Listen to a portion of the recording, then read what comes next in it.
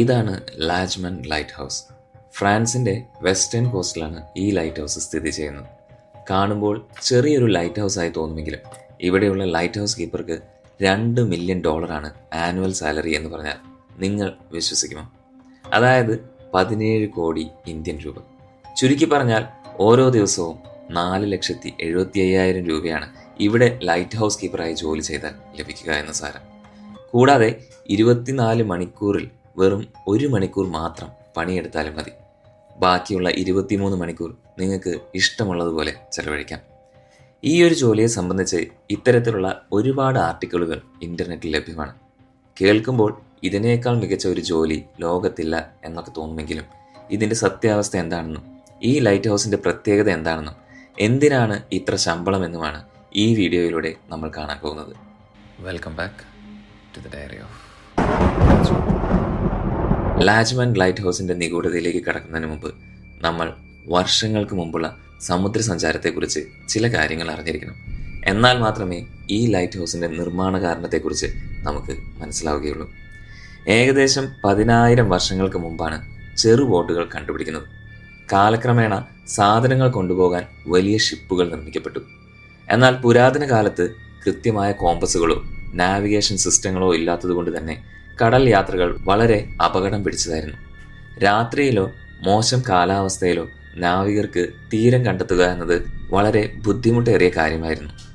ഇത് കാരണം കപ്പലുകൾ പലപ്പോഴും പാറകളിൽ ഇടിച്ച് മുങ്ങിപ്പോവുകയും ആയിരക്കണക്കിന് ആളുകൾക്ക് ജീവൻ നഷ്ടമാവുകയും ചെയ്തിരുന്നു. ഇത് പുരാതന സിവിലൈസേഷനെ വലിയൊരു തിരിച്ചടിയായിരുന്നു. കാരണം രാത്രിയിൽ കപ്പലുകൾക്ക് ദിശ തെറ്റിയാലോ മറ്റോ കടലിൻ്റെ നടുവിൽ നിർത്താൻ കഴിഞ്ഞിരുന്നില്ല. എന്നാൽ ഇരുട്ടിൽ യാത്ര ചെയ്യുന്നത് അതിനേക്കാൾ അപകടം പിടിച്ചതുമായിരുന്നു. ഈ പ്രശ്നം പരിഹരിക്കാൻ ഈജിപ്തിലെയും ഗ്രീസിലെയും പുരാതന ഭരണാധികാരികൾ ഒരു ആശയവുമായി മുന്നോട്ട് വരികയായിരുന്നു. അതായത് തീരത്തിനടുത്തുള്ള ഉയർന്ന കുന്നുകളിലോ ഗോപുരങ്ങളിലോ അവർ തീ കത്തുകയും അങ്ങനെ ആ തീയുടെ പ്രകാശത്താൽ നാവികർക്ക് തീരം കാണാൻ കഴിയും എന്നതുമായിരുന്നു ആ ആശയം. എന്നാൽ ഉയർന്ന കുന്നുകളില്ലാത്ത തീരങ്ങളിൽ അപകടങ്ങൾ തുടർക്കഥയായിക്കൊണ്ടിരുന്നു. ഉദാഹരണത്തിന് ഈജിപ്തിലെ അലക്സാൻഡ്രിയ എന്ന തീരപ്രദേശത്ത് നഗരത്തിലെ സമ്പദ് വ്യവസ്ഥ കടൽ വ്യാപാരത്തെ ആയിരുന്നു ആശ്രയിച്ചിരുന്നത്. എന്നാൽ അവിടെയുള്ള ഭൂരിഭാഗം തീരപ്രദേശങ്ങളും വലിയ പാറകളാൽ ചുറ്റപ്പെട്ടിരുന്നത് കൊണ്ട് തന്നെ പല കപ്പൽ അപകടങ്ങളും സംഭവിച്ചുകൊണ്ടേയിരുന്നു.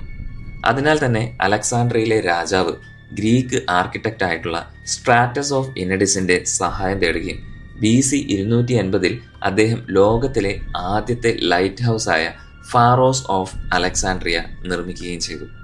എല്ലാ വൈകുന്നേരവും തീ കത്തിച്ചിരുന്ന ഒരു വലിയ ലൈറ്റ് ഹൗസ് ആയിരുന്നു അത്.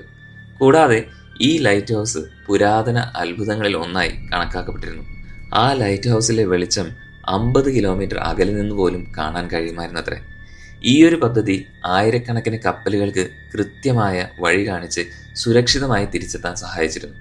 കൂടാതെ ആ ലൈറ്റ് ഹൗസ് വെള്ള മാർബിൾ കൊണ്ടാണ് നിർമ്മിച്ചിരുന്നത്. അതിൻ്റെ ചിത്രം ഈജിപ്ഷ്യൻ നാണയങ്ങളിൽ പോലും അച്ചടിച്ചിരുന്നു.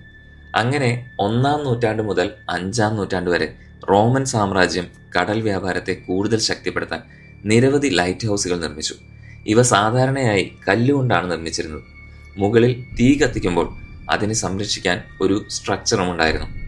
സ്പെയിനിലെ ടവർ ഓഫ് ഹെർക്കുലീസ് പോലുള്ള ചില റോമൻ ലൈറ്റ് ഹൗസുകൾ ഇന്നും നിലവിലുണ്ട്.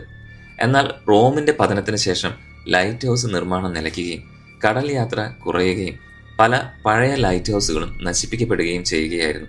അങ്ങനെ ഇംഗ്ലണ്ടിലും ഫ്രാൻസിലുമായി കുറച്ച് ലൈറ്റ് ഹൗസുകൾ മാത്രമാണ് ബാക്കിയായത്.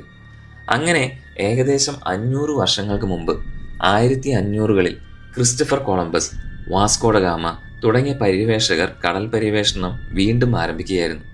പതിയെ കടൽ വ്യാപാരവും വർദ്ധിച്ചു.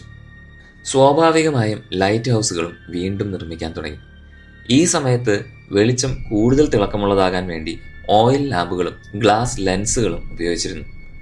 1665 ഇംഗ്ലണ്ടിലെ എഡി സ്റ്റോൺ ലൈറ്റ് ഹൗസ് ആണ് ആദ്യത്തെ മോഡേൺ ലൈറ്റ് ഹൗസ് ആയി അറിയപ്പെടുന്നത്.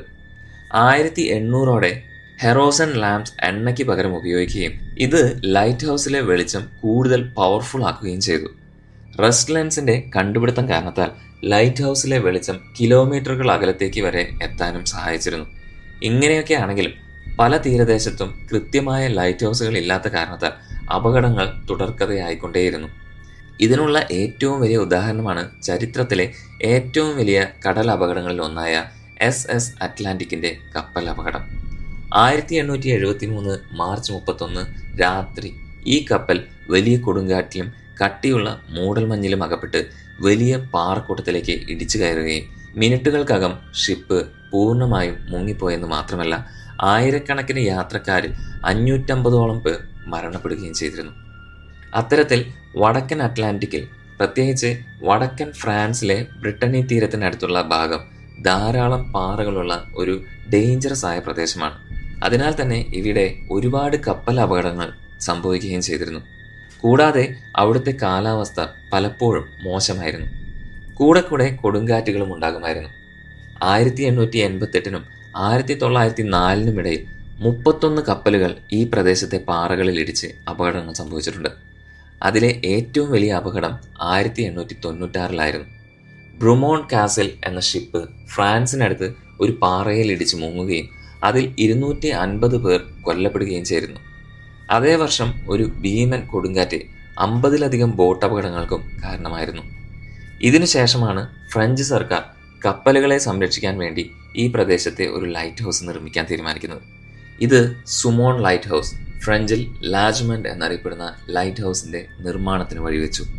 പക്ഷേ മറ്റ് ലൈറ്റ് ഹൗസുകൾ നിർമ്മിക്കുന്നത് പോലെ ഇവിടെ ഒരു ലൈറ്റ് ഹൗസ് നിർമ്മിക്കുന്നത് അത്ര എളുപ്പമല്ലായിരുന്നു. 6 വർഷത്തോളം ഇവിടെ ലൈറ്റ് ഹൗസ് നിർമ്മിക്കാനുള്ള ശ്രമങ്ങൾ നടന്നു വന്നെങ്കിലും വലിയ തിരകളും മോശമായ കാലാവസ്ഥയും ഈ നിർമ്മാണത്തെ പ്രതികൂലമായി ബാധിക്കുകയായിരുന്നു. എന്തിനേറെ പറയണം, 1904 ഒരു വലിയ കൊടുങ്കാറ്റ് ഇവിടെ പണിതുകൊണ്ടിരുന്ന ഒരു ലൈറ്റ് ഹൗസിന്റെ ഭാഗത്തെ മുഴുവൻ തുടച്ചു നീക്കിയിരുന്നു. അതിനാൽ തന്നെ പലരും ഇവിടെ ഒരു ലൈറ്റ് ഹൗസ് പണിയുക എന്നത് അസാധ്യമാണെന്ന് വിശ്വസിച്ചു. പക്ഷേ 7 വർഷത്തെ പരിശ്രമത്തിനൊടുവിൽ 1911 ഇവിടെ ഒരു ലൈറ്റ് ഹൗസ് ഫ്രഞ്ച് സർക്കാർ പണിതെടുത്തു. എന്നാൽ അവിടെ ജോലി ചെയ്ത ആദ്യത്തെ ലൈറ്റ് ഹൗസ് കീപ്പർ വെറും 5 മാസത്തിന് ശേഷം ജോലി ഉപേക്ഷിക്കുകയായിരുന്നത്രേ. താൻ അവിടെ നിന്നും രക്ഷപ്പെട്ടത് അത്ഭുതമാണെന്ന് പറഞ്ഞുകൊണ്ടായിരുന്നത്രേ അയാൾ തന്റെ ജോലി ഉപേക്ഷിച്ചത്. സത്യത്തിൽ ഫ്രഞ്ച് തീരത്ത് നിന്ന് 300 മീറ്റർ അകലെ ആഴക്കടലിനാൽ ചുറ്റപ്പെട്ട് ലോകത്തിലെ ഏറ്റവും ഏകാന്തമായ സ്ഥലങ്ങളിൽ ഒന്നാണ് സുമോൺ ലൈറ്റ് ഹൗസ് എന്നുള്ളതാണ് സത്യം. ഈ ലൈറ്റ് ഹൗസിന് 48 മീറ്റർ ഉയരമുണ്ട്. പക്ഷെ ഇവിടെയുള്ള കൊടുങ്കാറ്റുകൾക്കും കൂറ്റൻ തിരകൾക്കും ഇതിനെ പൂർണ്ണമായും മൂടാൻ കഴിയുമെന്നതാണ് വസ്തുത. അപ്പോൾ തന്നെ ഇതിന്റെ ഭയാനകത നമുക്ക് മനസ്സിലാക്കാമല്ലോ. ഇതിനെല്ലാം പുറമെ കൊടുങ്കാറ്റും വലിയ തിരമാലകളും ഒരു മുന്നറിയിപ്പുമില്ലാതെയാണ് ലൈറ്റ് ഹൗസിലേക്ക് ഇരച്ചു കയറുക. അതിനാൽ തന്നെ ഏത് നിമിഷവും ഇവിടെ ജോലി ചെയ്യുന്നവർ മരണത്തെ പ്രതീക്ഷിച്ചിരിക്കണം. ഇതിനെല്ലാം പുറമെ ഈ ലൈറ്റ് ഹൗസിൽ ജോലി ചെയ്യുന്നവർ വളരെ ഭയാനകവും പേടിപ്പെടുത്തുന്നതുമായിട്ടുള്ള പല കഥകളും പറഞ്ഞിരുന്നു. അതായത് 1970കളിൽ ഒരു ലൈറ്റ് ഹൗസ് കീപ്പർ രാത്രിയിൽ വാതിലിൽ ആരും മുട്ടുകയും തുടർന്ന് വാതിൽ തുറന്ന് നോക്കിയപ്പോൾ അവിടെ ആരെയും കണ്ടിരുന്നില്ലത്രേ. ഈ ലൈറ്റ് ഹൗസ് കീപ്പറെ പിന്നീട് ലൈറ്റ് ഹൗസിൽ വെച്ച് കാണാതാവുകയായിരുന്നു. കൂടാതെ അയാളുടെ മൃതദേഹം പോലും കണ്ടെത്താനായില്ല എന്നും പറയപ്പെടുന്നു. ഇത്തരത്തിൽ പല കീപ്പർമാരും ദിവസങ്ങൾക്കോ മാസങ്ങൾക്കോ ശേഷം ഇവിടെയുള്ള ജോലി ഉപേക്ഷിച്ച് ജീവനും കൊണ്ട് രക്ഷപ്പെടുകയായിരുന്നു. ഇതിനെല്ലാം പുറമെ ഈ പ്രദേശത്ത് ആയിരക്കണക്കിന് നാവികർ മരിച്ചതുകൊണ്ട് തന്നെ അവരുടെ ആത്മാക്കൾ ഇപ്പോഴും അവിടെ അലയുന്നുണ്ടെന്നും ചിലർ വിശ്വസിക്കുന്നു. എന്നാൽ ശാസ്ത്രജ്ഞർ പറയുന്നത് ഭയാനകമായ അന്തരീക്ഷവും ശക്തമായ കാറ്റും ആളുകളുടെ മനസ്സിനെ കൺഫ്യൂസ്ഡ് ആക്കുകയും ഇതവർക്ക് വിചിത്രമായ അനുഭവങ്ങൾക്ക് കാരണമാകുന്നു എന്നുള്ളതുമാണ്. എങ്കിലും ഈ ലൈറ്റ് ഹൗസ് ഇപ്പോഴും നിഗൂഢതയായി തന്നെ തുടരുകയാണ്. 20ാം നൂറ്റാണ്ടിന്റെ അവസാനത്തോടെ നിരവധി കീപ്പർമാർ ഈ ലൈറ്റ് ഹൗസിൽ വെച്ച് നടന്ന തങ്ങളുടെ ഭയാനകമായ അനുഭവങ്ങൾ പങ്കുവച്ചിട്ടുണ്ട്. ഒടുവിൽ ഭൂരിഭാഗം രാജ്യങ്ങളും അവരുടെ ലൈറ്റ് ഹൗസിനെ ഓട്ടോമേറ്റഡ് ആക്കി മാറ്റുകയായിരുന്നു. 1991 ജുമാൻ ലൈറ്റ് ഹൗസും അത്തരത്തിൽ പൂർണ്ണമായും ഓട്ടോമേറ്റഡ് ആക്കി മാറ്റുകയായിരുന്നു. അതിനാൽ തന്നെ അതിനുശേഷം ഒരു കീപ്പറും അവിടെ ജോലി ചെയ്തിട്ടില്ല.